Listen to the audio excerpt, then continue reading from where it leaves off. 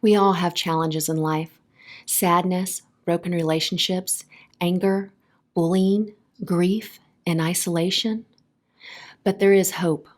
Together, we can learn how to bring back joy, re engage with life, restore relationships, and to be alone without being lonely.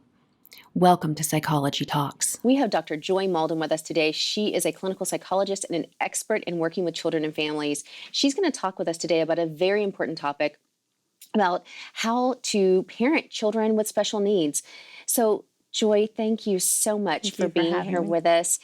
Thank you for really introducing this topic to us and telling us what does it mean, special needs? I know people hear that term, but maybe don't have a good understanding of what it is.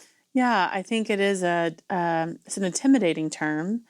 It often feels like a life sentence. It feels like a sadness, and sometimes parents have a shame about it. But when I think of special needs, I think of everything from ADHD to autism to learning challenges to genetic disorders. So it can be a myriad of things. And I think the first phase of that is starting with your pediatrician and having good checkups with your pediatrician starting from the beginning, and then also looking at your genetic background. So if you have ADHD in your background, if you have learning disabilities in your background, knowing that you're coming with that genetic material forward and that you could be passing that on to your kids as well.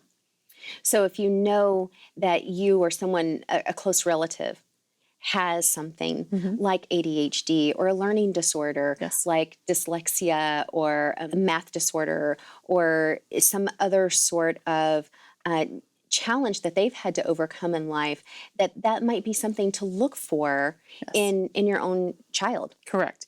And oftentimes parents weren't diagnosed, but if you know that you struggled in school as a parent and school was a challenge for you, and we're kind of looking at third grade as a marker. And the reason why I say third grade is because that's when things get a little bit trickier. That's when you start reading to learn instead of learning to read. And so if you struggled all through school and you couldn't put your finger on it, and maybe you just worked really hard and no one identified that, but you see your kids struggling, then having a conversation with the school, having a conversation with a pediatrician. Autism is something that is definitely a buzzword right now. And I think people get a little sensitive when they see their kids lining up toys or they see their kids getting excited and flapping their hands. I've had many parents of a 1-year-old say, does my kid have autism because they flap their hands? Well, they're one, they don't really have a lot to do. So flapping their hands at 6 months or one is not something that you should be worried about. But there are other markers that kids do, and there's screeners that your pediatrician has that they will give your child. And you can also ask for that if your child falls within a range, your pediatrician is going to be cued to ask you more information. So as a parent, you shouldn't be so concerned that you're the only one holding the consumer information, but be empowered to ask the questions. Okay. So along with that, I would think you would, as a parent, would really want to get yourself informed about what are those developmental milestones that I should be seeing at 6 months old, at 3 months old, at 6 months old, and through their younger development, maybe through age 2 or 3, be really familiar with those. If they're not talking by the time they're, 1, is that a problem or not? Well, if I'm educated about, what those developmental milestones are, then I'm going to know that, that's okay if they're not walking by 1. If they're not talking by 1, that might be an area of concern. And so how do you educate parents on how to educate themselves, I guess, in that area? So I think one is, again, looking at the ages and stages, just what is normal development? What was your development? If your parents are fortunate to still be alive, asking how you developed. And then also something that's not talked about a lot but needs to be discussed is if you're a bicultural home or bilingual home, that children are often a little more delayed in their language development because they're hearing both and saying both. So what is your home environment? And then what genetic makeup you have. So if, let's just say you have ADHD, there's a good likelihood that you might have a child that has ADHD. And remember, there's two types. There's inattentive and there's hyperactive, and we all lump it into one. Well, there's also combined type. Combined type, thank you. Yeah. So you can have all your ADHD can look very different based on gender and based on personality and then based on what's going on with them neurologically. So the hyper part is really easy to see for a lot of times for a lot of kids. But a point of frustration for me is sometimes a kid who is active gets labeled something like ADHD because they are not sitting still or they're not paying attention. What we need to know about disorders is that they're neurological, and so your brain goes with you everywhere. So I would be very cautious about a preschool teacher or a Sunday school teacher or someone in the grocery store saying, I bet your kid has ADHD, when their kids just had a bad day, or they're really tired, or they're really hungry, or they're asked to do a new task. It's not a preferred task. They don't want to sit and read a story about ducks. They want to go outside and play. That doesn't mean they have ADHD. That may mean that they have to learn some frustration tolerance. So the thing about the disorder, like you said, is that it's going to be seen across environments. Correct. And you're going to see the same type of behavior. It might not be the same behavior exactly. Yes. But the same type of behavior across all those different environments. Right. So be looking for, what does my child look like at home, at school, in whatever other environments that they're in. So Correct. Are they the same at grandma's house, or the same issue that's being noticed in school? Is it also seen at home, and is also seen at grandma's house or at church or at Little League or wherever it is? Yes, yes, yes. And I can't stress enough because the complexity of family systems now, there's often blended families, there's often divorced families. And so I get one parent that comes to me and says, my kid has ADHD, and they express all the things that kind of look like impulsive, hyperactive. And then I talk to another parent and they're completely different at that home. Well, that's not ADHD. There's a parenting or an environmental difference here. Or maybe I have a teacher, that fifth grade teacher, saying this kid has ADHD, but there's never been a report of that problem first through fourth grade. So maybe there's a style of teaching that your child is not reacting with well, or maybe there's an expectation in this class that wasn't ever placed on your child before, that they're not reacting or metabolizing well. So there's just more to it than just a one-off experience or a personality experience, that typically it doesn't hit a parent as a surprise when the child has been diagnosed with ADHD. They're not like, what? I didn't know. Exactly. Of course you know. Right. And we're saying ADHD, but it really could be autism. It really could be a number of other types of diagnoses, syndromes, or disorders that people experience that would be kind of lumped into that special needs group. Yeah. And so how would someone go about, let's say that they've identified, someone somewhere has identified that there is a problem for this child, that where they're not experienced by others in their environment in a neurotypical way. And I'll explain that term. So neurotypical is what we would call a child that doesn't have any of those other kinds of challenges. They don't have a challenge necessarily with attention and focus most of the time. They don't have a challenge with social cues, with understanding them. They don't have a challenge with language. They don't have a challenge with motor functioning, so walking, that kind of thing. So how would someone then, a parent, then go about getting their child assessed and getting a diagnosis? And maybe it's less about a diagnosis in some cases than it is about getting support or functioning. Yeah. So I think my main goal in my career is for the patient, the child to feel successful. So what is going to give the child the definition of success and competence? And having a disorder will often create challenges for a kid to feel successful and competent. So one area, the first area to stop is your pediatrician. Make sure you're going to see your doctor and get the screeners. If there's something that you're seeing, bring it up to the doctor's attention, because they can make referrals. And sometimes those referrals can expedite an evaluation. But let's be clear, our resources are limited, and it doesn't matter where you live. If you live in New York City, or if you live in Portland, or if you're in more rural areas, they're going to be more limited. So there's places to get evaluated in the Portland area or in Oregon, but there could be like a year wait list or a 2-year wait list, depending on where you are. So then what do you do as a parent? If you're fortunate enough to have commercial insurance, then you can call your insurance company and ask for an evaluation. It is important for you to be educated on what you're asking for, because the person on the other end is only trained on insurance information. They're not trained on autism. They're not trained on ADHD. They're not trained on learning disabilities. They just know codes. So that is a good opportunity to maybe talk to, again, your pediatrician office and ask, what codes can I call to be an informed consumer? And what do you mean by codes? So there's billing codes that your insurance companies are going to bill for that evaluation that you're asking for. And that's all they're going to type in is this billing code to get like, oh, do we cover that? Yes, we cover a neurological evaluation for autism, or a learning disability evaluation for a cognitively challenged kid that may have a reading disorder or a math disorder. Yeah.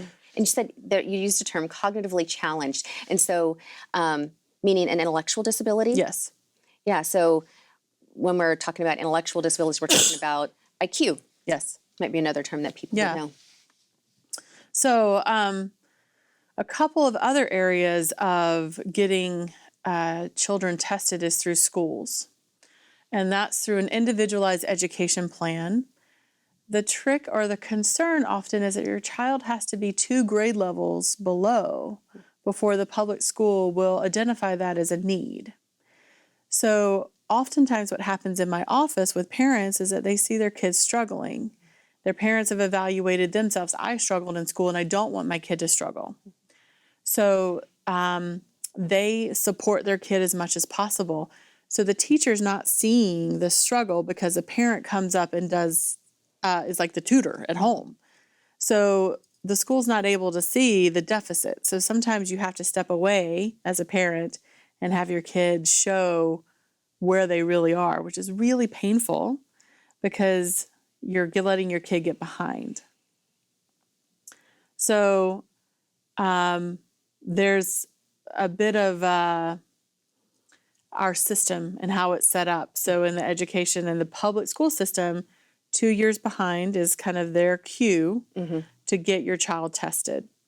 Now you can also do private testing, like in the community, and get a psychologist to do that for cognitive IQ testing for learning disabilities. And some of that insurance will pay for. Correct. So if you're looking for information that has a medical diagnosis that goes along with it, that is going to something that's going to need to be followed, there's going to be medication that's going to be involved potentially, or there's going to be some other medical diagnosis that's going to follow this child that is then going to need to be monitored by a physician, then that's something that insurance typically will pay for. Yes. And that the testing will then be paid for through the insurance. So, for example, testing for autism or ADHD would be paid for. However, typically, testing for a learning disorder isn't typically paid for through insurance.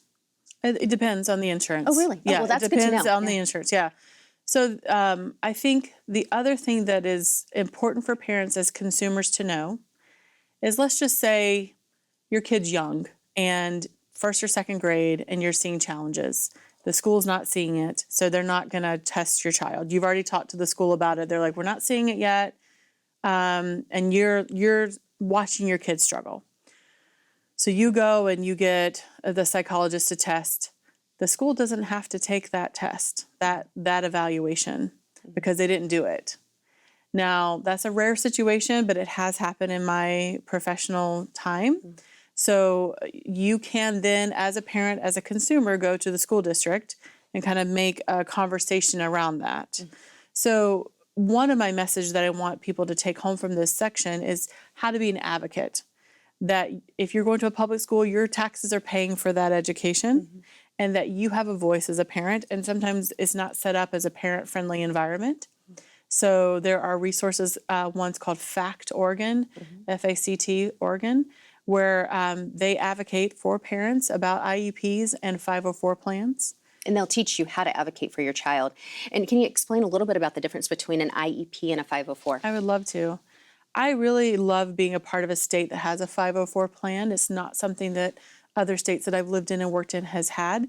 But a 504 plan is not a legal document, but it is a plan that the school gives extra supports for a kid that might need a little bit more. So maybe they don't meet that definition of being 2 grades behind or 2 grade standards behind in a certain area, but they still need support. There's still some sort of diagnosis or issue that's been identified that the child could benefit from extra supports for. Yeah, and so an extra support often is preferential seating. So maybe your kid needs to sit a little bit closer to the teacher to have that support. Maybe they need some breaks, so that when they're feeling frustrated or overwhelmed, they can take a little walk for the class. Maybe they need a wiggle seat, which is like these little discs that they can sit on and move around.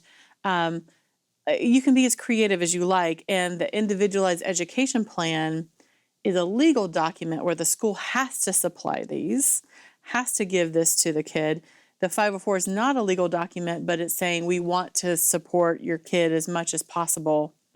The other part that needs to be understood is 504s and IEPs are for public schools, and that charter schools and private schools have a different rule system.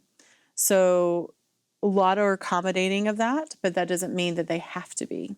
So if you have an IEP, but you move and you want to go to a private school, that private school doesn't have to honor the IEP. And so that's also something for parents to take in consideration. If they think that a private school is a better education, they may not be able to get all the supports that they would get in a public school. Right. So that's something to definitely negotiate with the new school about, and make sure that you have an understanding. Correct. And so being really intentional about whether or not you're going to move, talking with whoever the principal is at the new school that you're going to be going into, recognizing that that might not be the same principal that you're going to have next year. Yes. But having some of those discussions in the beginning where everyone is on the same page. And so we've talked about the school system, but what about things like challenges you might face at home? Oh, yes. Yeah. So, that's just every day, right? So, let's just say if your child has autism, and we know, or maybe I shouldn't be so quick to say everybody knows, but autism's on a spectrum, right? So, which means there's really high functioning autistic kids that maybe have sensory challenges, relational challenges, but they can be in a regular classroom and be with their peers. And then there's the other end of the spectrum where they're nonverbal. They're very sensitive to sounds, smells, textures, all the things that we kind of think of where maybe there's movies about that has highlighted those. So figuring out where your kid is, but then how to identify areas that you want your kid to grow in and stretch in. So, for instance, a lot of autistic kids are very funny about food, that most autistic kids really like chicken nuggets and macaroni and cheese. And parents will just give them that. Well, then now we're having nutritional concerns. There's a lot of obesity with autistic kids because they're eating high salt, high carb food, and parents can't make them eat anything different. So what I've done in the past, I had an autistic kid who really loved Star Wars. They could tell me all about Star Wars and all about the things. So I was like, well, I wonder what a Jedi might eat. I bet Jedis eat really lots of salads and lots of vegetables because I have to do the lightsaber. And so then the mom was able, we prepared what a Jedi meal would look like. And so the kid was able to do a buy-in because it aligned with some of his favorite things, which is Star Wars. So you can be tricky. And I tell parents that you've lived more winters than your kids. So let's just be smart. What are they? And autistic kids tend to have like something that they're really hyper focused on. So then you can take that and use that in a way to grow in areas that they have to stretch. Like nutrition typically is a big area of stretch. Okay. And so what about dealing with things like a neurotypical sibling? Yeah. So the question is, when you have a neuroatypical one that has like a special need and one that does not have a special need, is that the? So I think the first thing is having a good conversation about what is ADHD, what is autism. So for the neurotypical and the neuroatypical to have the same conversation point, that your brother's going to have a stretch in an area that you don't stretch in. Your brother has an area where light is a sensitivity, or the sound of light is a sensitivity, and that's not a sensitivity for you.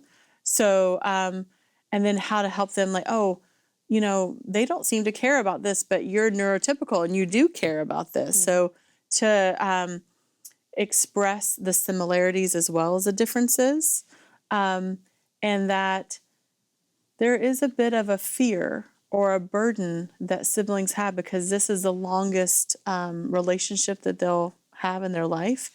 That I've worked with siblings that may often feel like they can't live their life because they have to take care of their special needs sibling. And so there's this resource called SIB, S-I-B, SIB shops, sibling shops, and they address that for kids.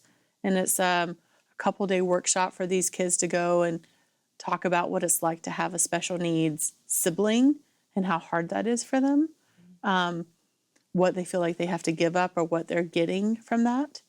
I think parents have a tendency to coddle or baby a special needs kid because there's challenges and hardships, and there's a guilt like, oh, my child is suffering, so I need their life to be good. And then the neurotypical kid's like, well, I have to go to bed at 8. Why does he get to stay up till 10? So there has to be some equality about rule balances and expectations, that the special needs kid needs to have the same restrictions as the neurotypical kid. There's also going to be challenges that the neuroatypical kid will have that the other one won't. So it is a juggling match, but how to make sure fairness is perceived even when there's challenges. That your challenge for the neurotypical kid could be going to soccer, where his challenges are eating a different type of chicken nugget. Right. So, you know, we all have challenges. And so it sounds like it's really important to validate the challenges that both children are having, and then also have honest discourse and dialogue about how we as a family are going to address all of those issues. Yes. And not just focus on any one particular person in the family. It's difficult. You know, both of my children have challenges in different ways. And so you can't focus on one child any more than you do the other, because then that leads to feelings of invalidation. It leads to feeling unimportant and like you don't have mom and dad's love, or, and it can be really difficult as the parent to then say, how do I do this? How do I have enough time, enough hours in the day to make both of these beautiful people feel like they are? Yeah. And I really feel like understanding that this might be different for you, but this is your kid's normal. Like, this is his brain. This is all they've ever known. And so feeling wrong, feeling separate is not helpful. But feeling unique is. I mean, we all are unique. We all have our gifts. We all have our strengths. And so I really like to tell like ADHD kids, it's not that they're not paying attention. It's that they're paying attention to everything. So my voice, The lights in the room, the outside noise, the dog barking, all sounds the same to a kid that has ADHD. And so for a 7-year-old, it's really hard to decide what's more important. Maybe the dog's barking because there's someone in the yard and I need to go to make sure that my little brother's safe. So I don't know what you just said to me right now because I'm worried if my little brother's safe. Are they safe? So it's understanding that learning challenges are not being malicious. It's just how their brain is. And so autistic kids who aren't saying, I love you, mommy, doesn't mean they don't love you. They just haven't developed that skill, or maybe they express it in a different way. And so maybe they express it by nudging you with their head, or snuggling with you, or stroking your face. And it's saying the same thing, but we're not accustomed to hearing it that way. Yeah. And so it's pausing to see them and really understanding them, and then also helping them communicate that to the world around them. Yeah. And so understanding as a parent the challenges that your child's going through, but also that you're going through. And so having a child with challenges, regardless of what those are, whether they're emotional or behavioral or due to some sort of genetic condition or developmental delay or intellectual developmental issue, they're still real. Mm-hmm. And there's emotions that you have as a parent. There's support that you need as a parent. So where does a parent go to get that? Yeah, so for autism, there's the Autism Society, and that's there's one in Oregon, and is also national and international. I think there's lots of websites, lots of blogs, lots of books, right? There's thousands, and I think that's just it. Sometimes we get inundated with resources where we don't know where to begin. So I think talking to your teacher, friends, pediatricians, getting a couple of books, reading a couple of things, and trying one or two things to see if there's some course direction. Because if you feel like you need to be an expert in something before you address it, then you're going to miss out on the goodness of life. And one thing that I can think of is having a good support system.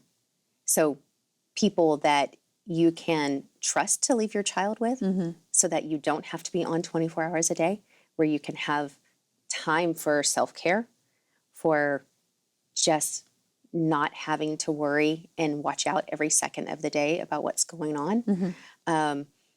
Having other people in your environment that are friends that you can talk to. And there is a big change. Oftentimes there can be a shift in who's willing to hang out with you. You know, there can be a change in your friendship group. There can be a change in your entire support network. You know, maybe it's family members that, you know, they don't know what to do around your child. And so you don't feel comfortable being around them anymore. So finding people that you can feel comfortable being around, and then allowing those people to become your support system. Yeah, and I think setting your kid up for success. So something I talk about with parents, whether you have a learning challenge or not, we just had the holidays. And so oftentimes we show up at these people's homes. There's tons of lights, there's tons of decorations, there's sounds, there's food. So then we set our kid in this environment where they're used to just being around grandma and grandpa, and now cousins are in from Nebraska and from New York, and they sound different, and they're bringing me gifts, and there's all these expectations, and I don't know how long I'm going to be here. So I tell parents how to prep for those things, like who's coming to the party. So maybe we have pictures that we can show our kids ahead of time. This is Cousin John, and he has a mustache that's out to here, and isn't that interesting? And this is Aunt Sarah, and she loves to crochet, and she might make you something that has made from yarn. This is Cousin Jenny, and she has 2 sons. One's your age, and I wonder if you want to play with them, and maybe we should bring a game for you and him to play with. We're probably going to be there for 4 hours. We're going to have a meal. There's going to be lots of desserts. You get to pick 2, and we'll get to take 2 home. So to kind of give them an idea of what to expect when they go to these places, how long they're going to be. We could put a timer on the phone.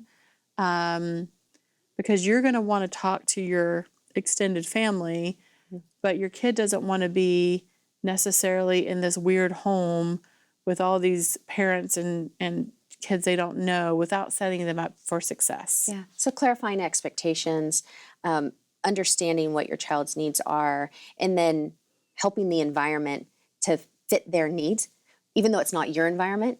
And so I think those are beautiful examples of ways that you can do that without asking the other person to change their environment for your child. And so I think that's all beautiful stuff. Thank you You're welcome. so much for being here with us. We got to cover a lot of stuff. I know there's still a lot more that we didn't get to cover, but I hope this gives people a good place to start from. So thank you very much for being with us. We appreciate your joining our conversation today. And so, Joy, thank you. My pleasure. Okay, join us next time on Psychology Talks.